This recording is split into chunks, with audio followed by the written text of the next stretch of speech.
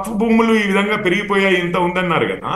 ఆదాయం చూడండి పోనీ, ఎందుకంటే చారిటబుల్ యాక్టివిటీ చేయాలి కదా, దాన ధర్మాలు ఇట్లాంటివి చేసుకోవాలి కదా, ముస్లింల బాగోగుల కోసమైనా కానీ ఏదైనా కార్యక్రమాలు చేయాలి కదా. ఆదాయం మాత్రం ఇది లక్షల ఎకరాలు అని చెప్పి చూస్తుంటే మనము, కానీ ఆదాయం మాత్రము వందల కోట్లలో నుంచి ప్రతి సంవత్సరము గత 5 సంవత్సరాల్లోనే కోట్లకు తగ్గిపోయి ఇప్పుడు 14 కోట్లకు ఏమో వచ్చింది పోయిన సంవత్సరము ఆదాయం మొత్తం వక్ఫ్ భూములది. అసలు చూస్తే లక్షల కోట్ల విలువ చేసే భూముల నుంచి మీకు ఆదాయం వస్తే ఆ ఆదాయము ఈ దాన ధర్మాలకి వాడొచ్చండి. కానీ ఆ బోర్డులు మేనేజ్ చేస్తున్న వారు దాన్ని ఎఫిషియెంట్ గా, ఫస్ట్ థింగ్ దాంట్లో నుంచి తీయవలసిన విలువ ఏదైతే ఆదాయం సంపాదించవలసి ఉందో అది రావట్లేదు. రెండవది ఏంటంటే దానికి ఇతరత్ర చాలా కారణాలు ఉన్నాయి.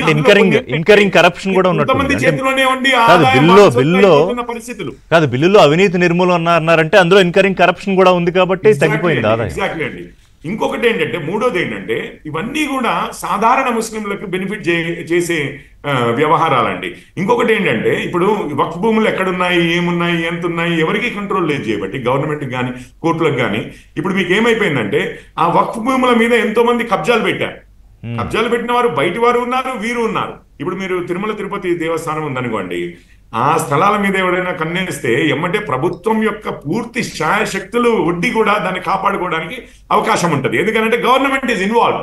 ఇక్కడ ఏముంటది, వక్ఫ్తో అసలు మీకు గవర్నమెంట్ తో సంబంధం లేదు, మాకు వీరితో సంబంధం లేదు, వారితో సంబంధం లేదు, ఎవరు చూసేది లేదు, ఆడిట్ చేసేది లేదు అని అంటే కొంతమంది చేతుల్లోకి ఈ ఆస్తులు పోయి వాటిని దుర్వినియోగము ప్లస్ ఎవరైనా కబ్జా చేస్తే కాపాడుకోలేకపోతే. ఇప్పుడు కిషోర్ రెడ్డి గారు మీరు అనేది ఏంటంటే జరిగిందండి, కాదు ట్రాన్స్పరెన్సీ అండ్ ఎఫిషియన్సీ తోటి రెగ్యులరైజ్ చేయడానికి ఉమీద్ అనేది. కానీ ముస్లిం సమాజం మొత్తం వాళ్ళు రోడ్ల మీదకి వచ్చి వాళ్ళ నిరసనలు, సరే కోర్టులు ఏం చెప్తాయి, ఒకటి ఏం లేదు, ముస్లిం సమాజం మొత్తం కూడా లేదండి, చాలా మంది ముస్లింలు కూడా సపోర్ట్ చేశారు. ఇంకొక విషయం చెప్తాను, ఇప్పుడు ఇది అసలు ఇంత ఆస్తులున్న వక్ఫ్ బోర్డు పేదలకి, ముస్లిం పేదలకి, అందులో కూడా ఏమైందంటే కొన్ని వర్గాల వారే కబ్జా చేసినట్లుగా కొన్ని వందల మంది చేతుల్లోనే మొత్తము దేశంలో ఉన్న వక్ఫ్ అంతా కబ్జా అయ్యింది అన్న టైప్ లో, అంటే వారి కంట్రోల్లోనే ఉంది అన్న టైప్ లో. అని మళ్ళీ అది సంవత్సరాల తరబడి, దశాబ్దాల తరబడి వాళ్ళ కంట్రోల్లోనే ఉంది. దీన్ని కొంచెము పేదలకు యూస్ఫుల్ అయ్యేటట్లుగా, ముస్లింలలో కూడా మీకు తెలుసు సున్నీలు ఉన్నారు, షియాలు ఉన్నారు, పస్మందాలు ఉన్నారు, ఇట్లా చాలా మంది ఉన్నారు కదా, వాళ్ళందరికీ కూడా ఒక సమాన రిప్రజెంటేషన్ ఇస్తూ ప్లస్ ఈ బెనిఫిట్స్ వల్ల ముస్లిం స్త్రీలకి కూడా చాలా బెనిఫిట్స్ జరుగుతాయి ఈ కార్యక్రమాల్లో.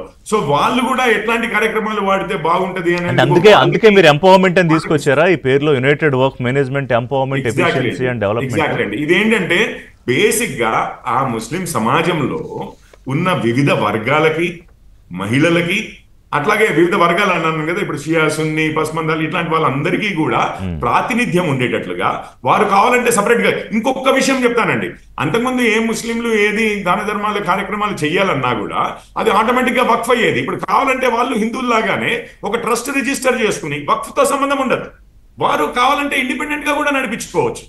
సో ఈ విధంగా ఏంటి అని అంటే కొంచెము ఈ చట్టాలు మన దేశంలోనే కాదండి, మనకి ఒక నోట్ కూడా పంపించారు కేంద్ర ప్రభుత్వం వారు. ఈవెన్ ఇరాన్, ఇప్పుడు ఇంకొకటి, 2 వ్యక్తులు నాన్ ముస్లిమ్స్ అని అన్నారు. ఇప్పుడు ఎక్స్పర్టీస్ కావాలన్నా వాళ్ళకు కూడా మీకు ఒక్క విషయం చెప్తాను, ఇరాన్ లో కూడా నాన్ ముస్లిమ్స్ ఉందండి, ఒమాన్ లో కూడా ఉంది. సో ఇది పరిస్థితి.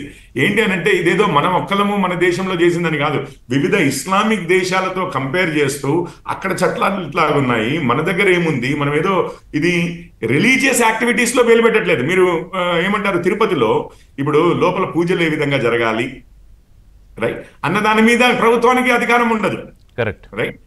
కానీ ఇప్పుడు టికెట్ల కోసము ఇక ఉంటాయి, మీకు తెలుసు కదా, అవకతవకలు అయ్యే అవకాశం ఉంటుంది. ప్రొక్యూర్మెంట్ ఉంది, ఏదైనా వస్తువులు సామాగ్రియే కానీ మనం దేనికోసమైనా కానీ ఎవరి దగ్గర నుంచి ఏమి అన్ని కూడా క్లియర్ గా అదే మన పుల్లారా గారు చెప్పినట్టు this is nothing to do with religious but it's only to manage. But అదే ఒకసారి మళ్ళీ నాగుల్ మీరా గారితో కూడా మాట్లాడదాం, ఎందుకంటే ఆ కొంత ఆ వైవిధ్యం లేకపోతే కొంత విరుద్ధం ఏమన్నా ఉందా ముస్లిం సమాజానికి సంబంధించి అనేది రైట్ పర్సన్ టు టెల్. ఒక చిన్న బ్రేక్ తర్వాత నాగుల్